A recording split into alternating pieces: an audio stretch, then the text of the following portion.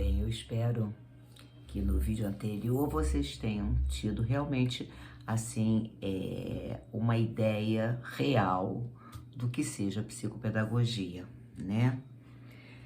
E agora, quero passar para vocês que nós tínhamos uma psicopedagogia anterior, que é o que eu chamo do antes, e a psicopedagogia nova ou holística, tá? Que começa o seu caminho para melhor atender a esse público, né? A esses humanos, digamos assim, que vem chegando para a nova era, né? Todos nós sabemos da nossa mudança, né?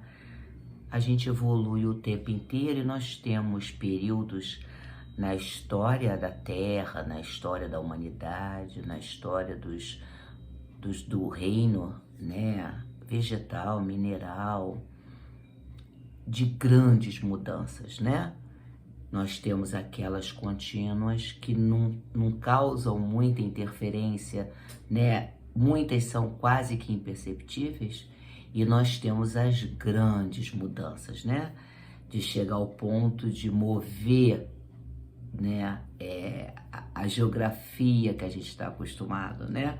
Então a gente está caminhando para aquilo que as pessoas chamam da nova era. Eu digo para vocês que para mim essa transição já começou, né? Nunca tivemos acesso a tantas informações. Reparem que os avanços em muitas áreas teve assim um upgrade tamanho que muita coisa a gente nem consegue acompanhar, certo? Então veja bem, se nós estamos em transição, se nós estamos numa etapa muito profunda de evolução humana e de evolução planetária, né? Precisamos rever alguns conceitos. Lembra que eu falei anteriormente de uma visão cartesiana para uma visão holística, né?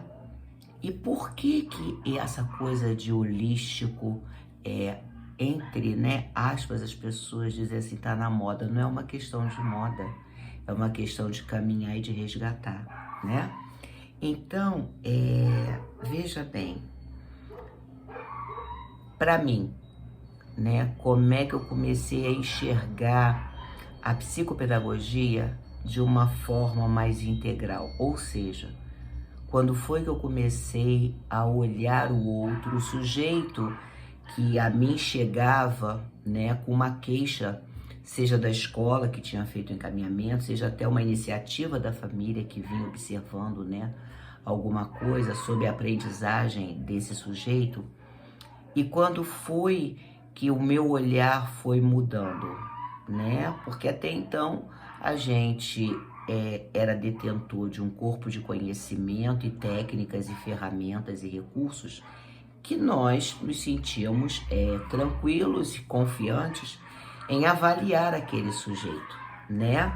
Só que com as mudanças e as evoluções e esses sujeitos que foram cada vez mais aparecendo de uma forma diferenciada, não teve jeito, né? Pelo menos da minha parte, e também sou terapeuta holística, né? Eu trabalho com terapias que procuram atender o todo, que trabalham com a energia vital, porque a gente não é só essa matéria, esse corpo, a gente é composto de energia, né? Não é à toa que os nossos pelinhos ficam eriçados, não é à toa que se você está num ambiente que é afim, é afinado com a sua energia, você se sente em paz, você se sente bem, e às vezes você entra num ambiente e você não se sente bem, você sente uma necessidade de ir embora e você nem sabe bem por quê. Então isso, a própria ciência, ela, né, como ela sempre duvidou, e de uma forma até positiva, né, daquilo que ela não conseguia cientificar, daquilo que ela não conseguia colocar lá nos passos de uma investigação científica, ela ficou tão assim em evidência, né? Essas novas habilidades, essas novas experiências, que a própria ciência começou a investigar, e hoje a própria ciência já pode estar de mãos dadas com o ser integral, com o holismo. A gente já vê faculdades, universidades, digamos assim, de medicina, né, que já trabalham no seu currículo algumas terapias holísticas, como o Reiki, né, como a acupuntura. Nós já vemos hospitais propiciando esse tipo de tratamento holístico a seus pacientes. A gente escuta, né, médicos falando do corpo espiritual de alguém, né? Então, quantos médicos que tratam de repente uma depressão não incentivam os seus pacientes? Eu não gosto da palavra paciente, tá? Que ela me lembra passividade, assim eu fico quietinha recebendo tudo. Mas enquanto a gente não encontra uma melhor e que todo mundo possa entender, vamos usar o que está no geral, né? É como aluno, né, gente? O que é aluno? É ausência de luz, né? Luno é luz, o A é negação, então aluno. E era a concepção que se tinha lá na Idade Média, né, quando começou a formalizar a escola, né, a institucionalizar a escola. A visão que se tinha da criança era de um ser sem luz. Então, à medida em que você depositava o conhecimento, ela ia adquirindo luz, né? Ou seja, ela ia ficando mais inteligente, ela ia ficando mais intelectualizada. Mas é tão corriqueiro que a gente usa aluno. Algumas vezes a gente usa estudante, a gente usa aprendiz, né? Eu particularmente gosto muito de estudante, gosto muito de aprendiz, tá?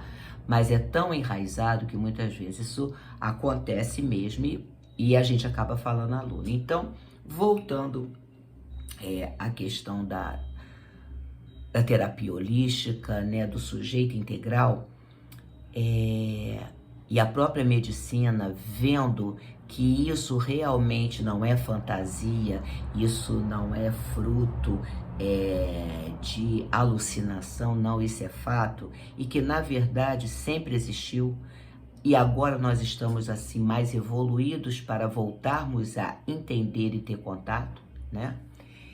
Então, gente, nessa minha formação de terapeuta holística, né, onde eu fui aprofundando cada vez mais que nós somos constituídos de 4 alicerces, né, que é o nosso corpo físico, esse aqui, é o nosso corpo mental, nosso corpo emocional, nosso corpo espiritual.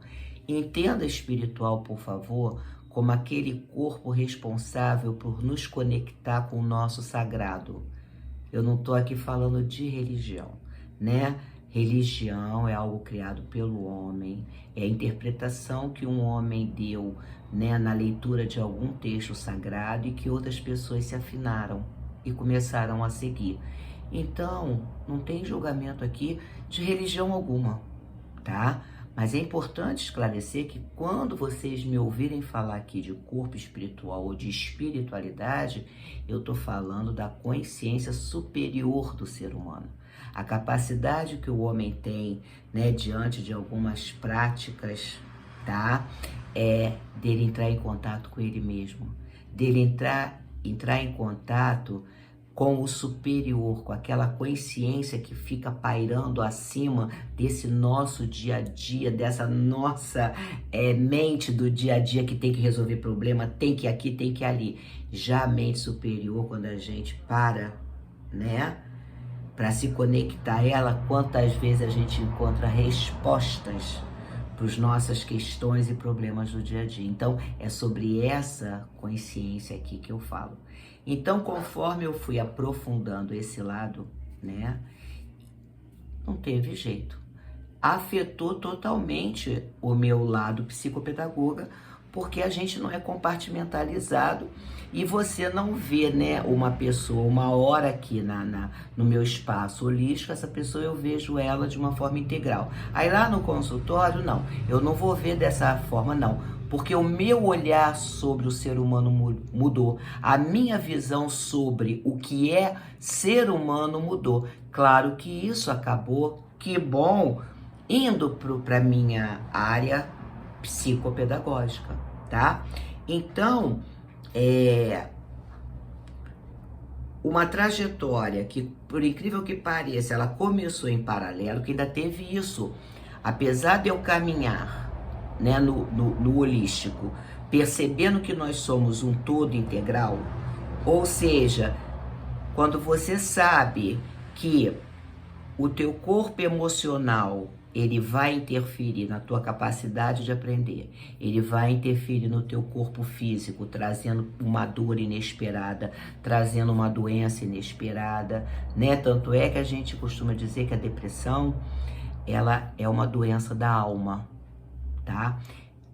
Evidentemente que você começa também a enxergar, no meu caso, eu comecei a enxergar a psicopedagogia também dessa forma, só que no consultório não foi alguma coisa que eu pude mudar de uma hora para outra, porque eu tive que trabalhar também com o outro. Qual é a visão daquele que eu atendo em relação a se perceber de uma forma integral? Qual como se sente o responsável, os pais desse ser que eu atendo, né? Eu tendo esse olhar sobre esse ser, que muitas vezes vai exigir que a família desse ser precise também mudar algumas coisas em benefício desse ser que eu estou atendendo. Então, durante um tempo, é o que eu chamo de correr em paralelo mesmo, né? Mas, devagarzinho, a gente vai plantando uma semente aqui, outra ali, até que finalmente, hoje eu posso dizer para vocês, né, que eu sou uma psicopedagoga holística e que eu respeito muito aquele responsável que me pede: Dene, eu quero que você olhe de uma forma mais tradicional o meu filho. Tudo bem. Mas já tem aquela família que diz assim: ai, que bom alguém assim. Que coisa boa eu saber, né, que meu filho ou minha filha está sendo visto dessa maneira. Nossa, você está trazendo, Dene, cada informação que a gente realmente agora está se dando conta que sempre foi assim, a gente não percebia, tá? Então, gente, assim eu caminhei da psicopedagogia, digamos, cartesiana, né, para a psicopedagogia holística, tá? E aí, no próximo vídeo, eu vou começar também a trazer para vocês que mudanças foram essas em termos de trabalho da psicopedagogia e que crianças foram chegando para esse trabalho. Até já já!